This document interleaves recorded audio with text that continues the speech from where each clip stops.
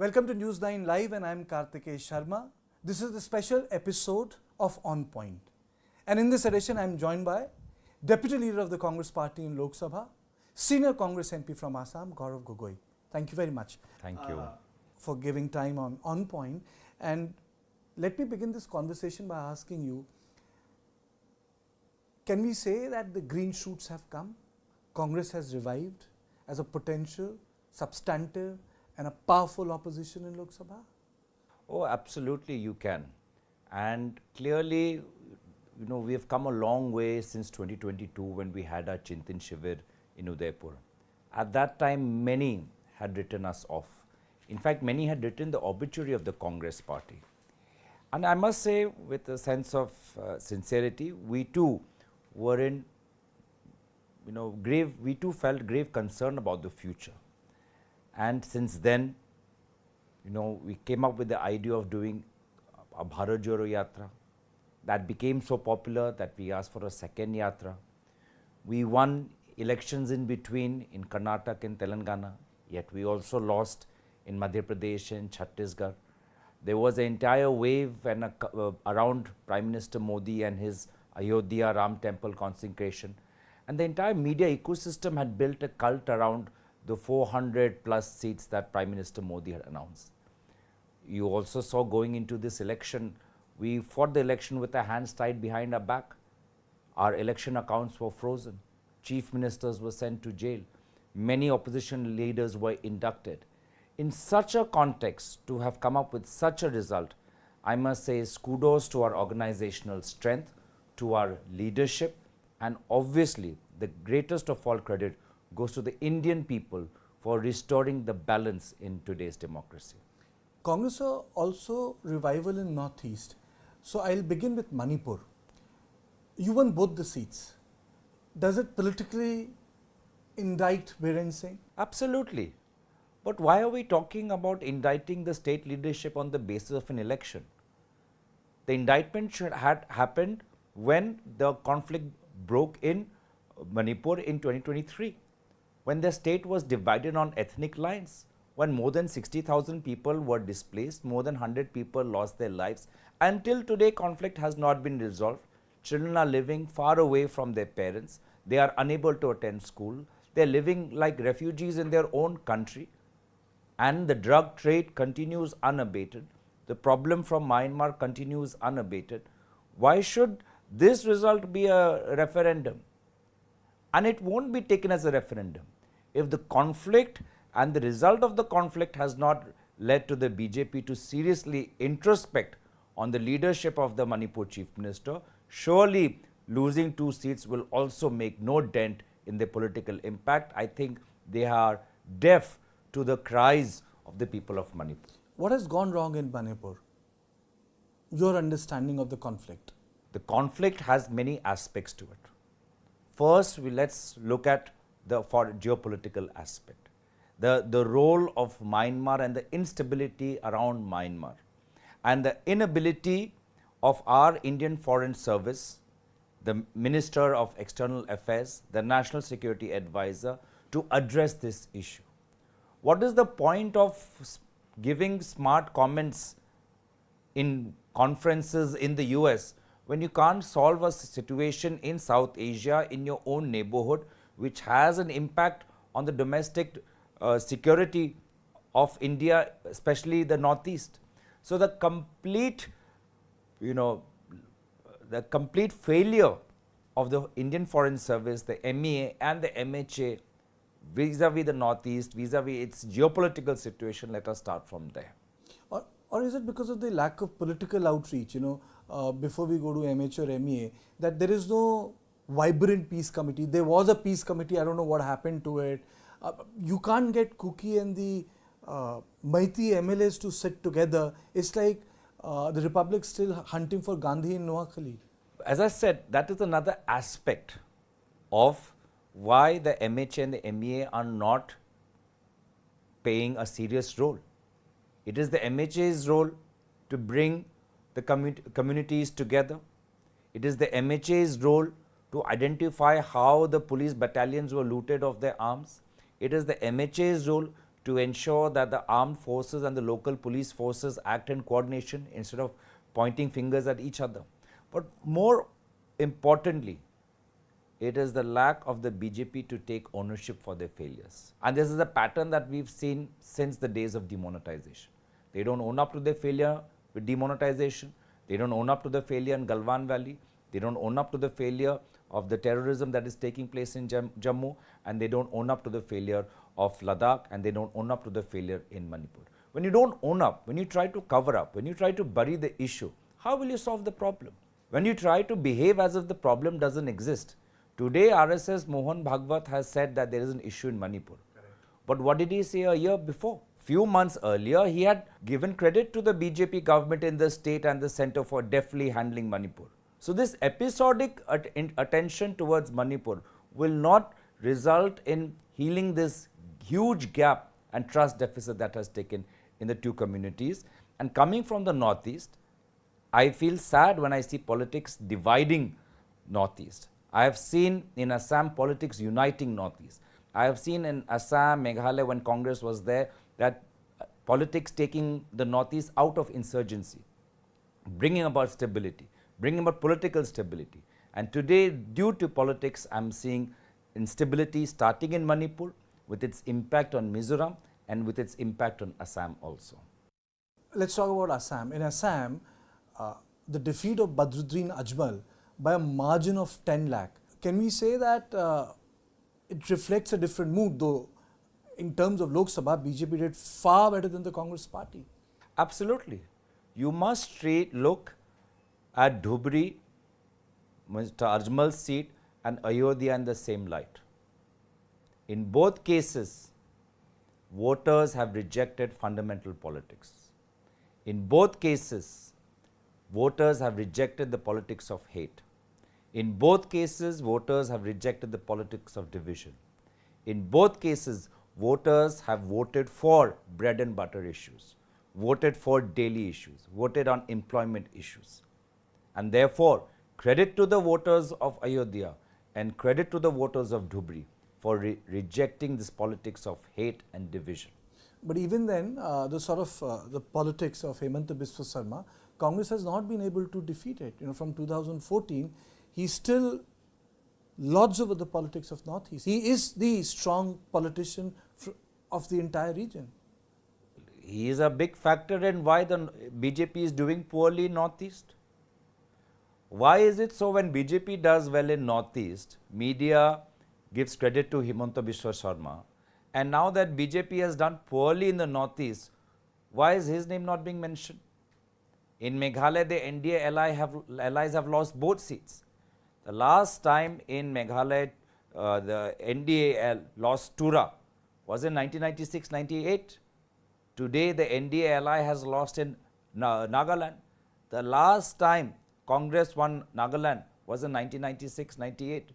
In Manipur, how the central BJP leadership deals with the situation in Manipur has a lot to do with the political input and advice given by the Chief Minister of Assam. He has lost both the two seats in Manipur. If the voters in DHUBRI have rejected the politics of Maulana Ajmal Sahab, the voters in my constituency, Jorhat, have outrightly rejected the politics of Hemanta Biswa Sharma, where he was campaigning non-stop for close to a month, and yet the voters of Jorhat rejected him. So I think overall he should take a role and accept responsibility, but true to BJP style, nobody is taking ownership. When things are good, everybody wants to take credit. When BJP did well in Tripura, BJP has more numbers than Congress in Assam. But last time also we won 3 seats. This time also we won 3 seats. But the political message and the impact of these 3 seats is far more. The impact of DHUBRI is far more. The impact of Jorhat, people of Jorhat, Upper Assam, where the last time we won an election was in 2009. And with the Chief Minister, despite spending so much time, to have the BJP being defeated resoundingly by a margin of close to 1.44 lakh votes is a huge message that the people of Jorhat have given. And AIODF, not only in DHUBRI, but in the other 2 seats where they put up candidates, has also been rooted. So overall, the message is loud and clear, and the message of 2024 is very much different from the message of 2019, and overall Congress in Northeast has gone up and NDA has gone down. But there are also, I would say, dark patches. If you look at Madhya Pradesh, Chhattisgarh, Odisha, Gujarat, you have an MP. I'm saying you have a state where you have no seats, and that was a state where you had maximum central politicians coming from 15 years ago. That's why our Congress president has said in his CWC speech that we will have to do a stock-taking exercise of the states where we have done poorly. So we are aware of that situation. We are not satisfied with the result. We take it as a milestone, a significant milestone, these Lok Sabha results. But there are many more milestones to overcome. You talk about states in which we've done poorly. We've done poorly in Rajasthan. In the last 2 Lok Sabha elections, we got 0 seats. This time we've got close to 8 to 10. We've done very poorly in Haryana in the past in Lok Sabha. This time we've done very well, and Haryana elections is coming up.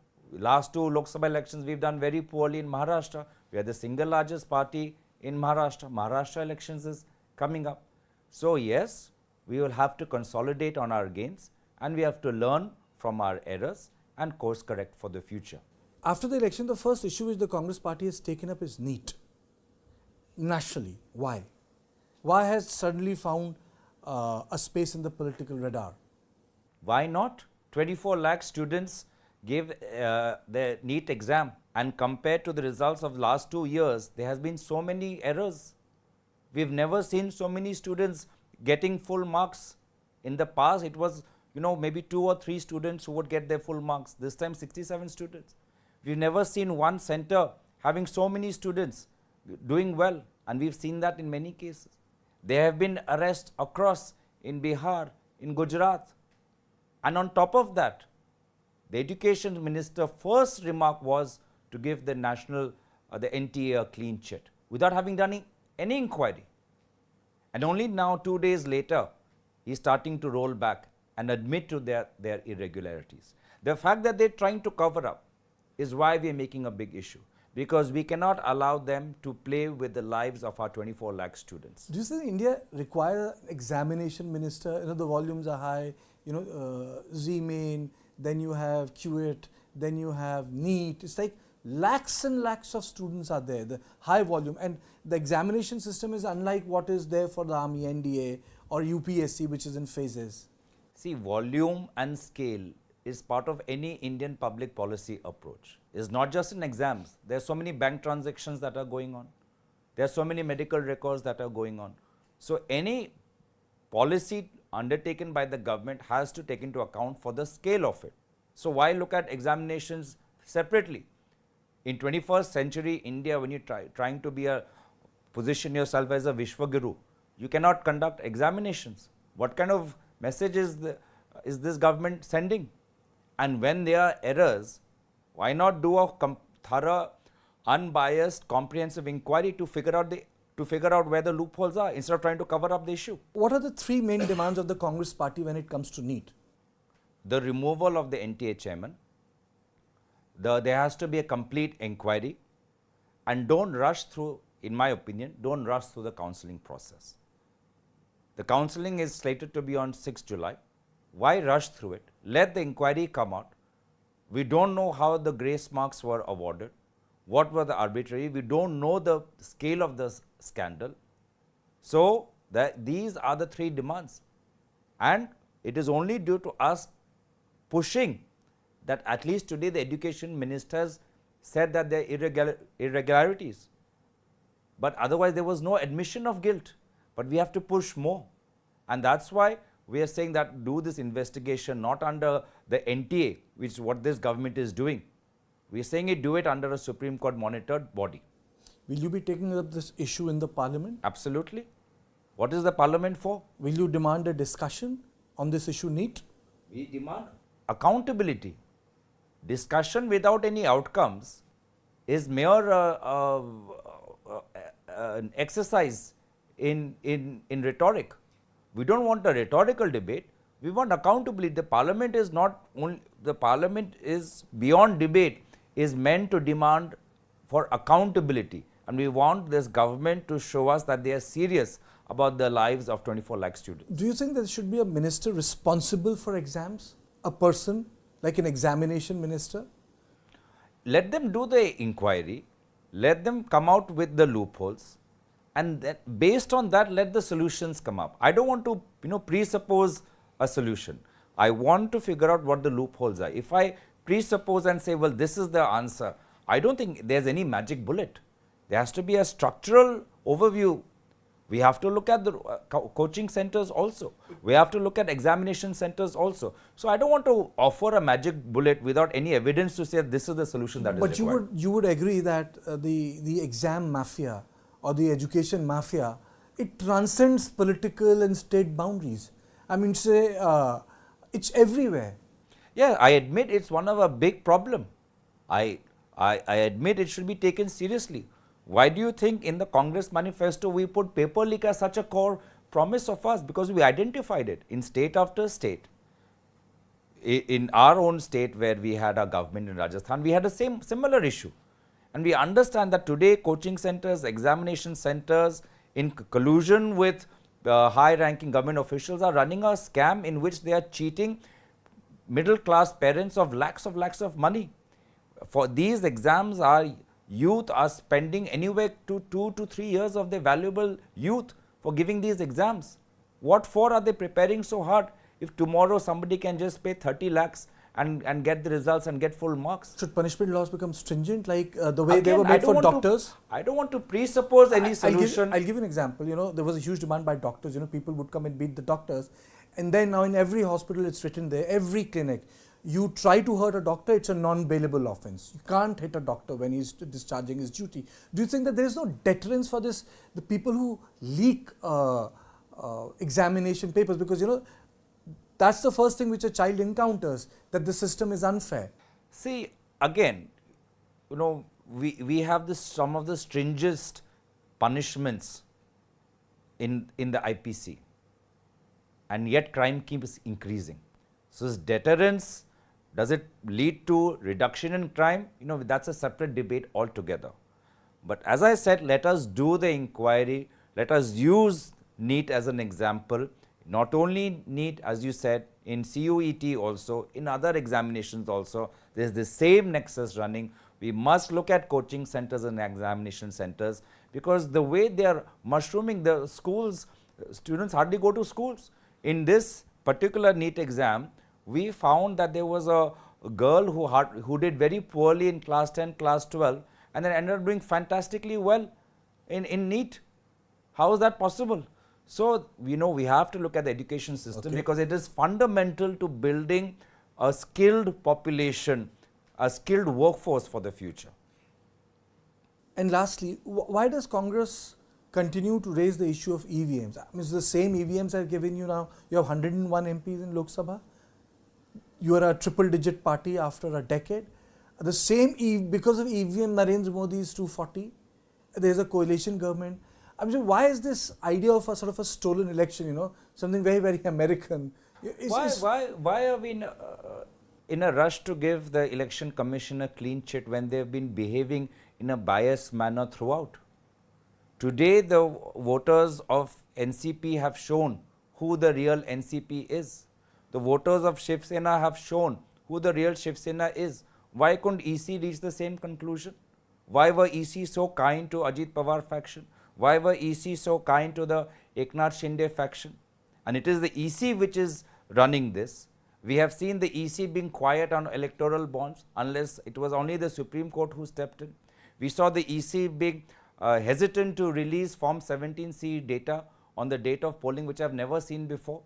And what have the EC done on those officials who didn't release Form 17C data? Shouldn't those officials been taken into account? So there has been so much of question related into the authority and conduct of the body which conducts elections, under whose domain these EVM and machines are there. So therefore, why not challenge this?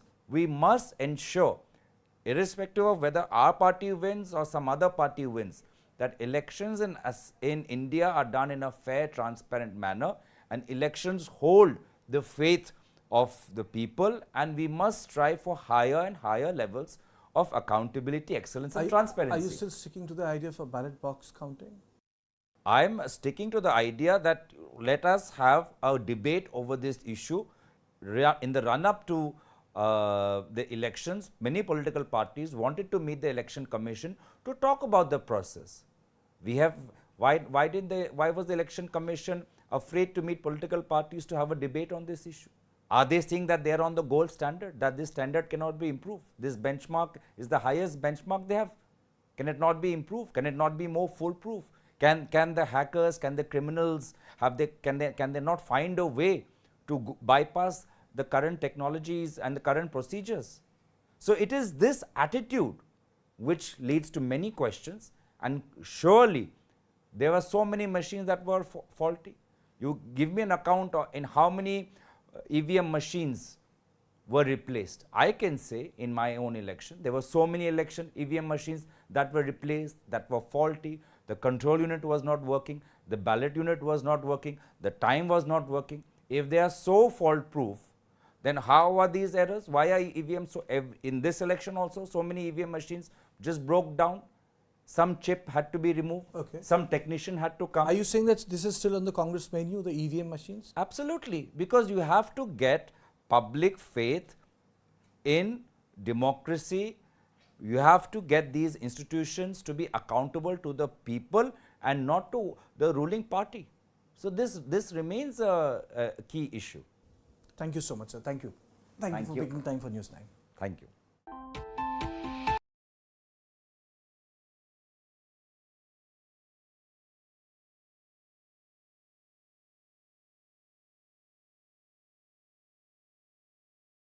Living in Imphal for about recently a burning took place in Imphal. House belonged to some former cookie officer. I'll give an example. The many cookies are still coming to Imphal and they're roaming around. I have the data. So you are saying that the cookies can go wherever they want to in Manipur, but the Meiteis cannot? Absolutely, you are right. That's what I am trying to say. So the Meiteis human rights should be restored completely.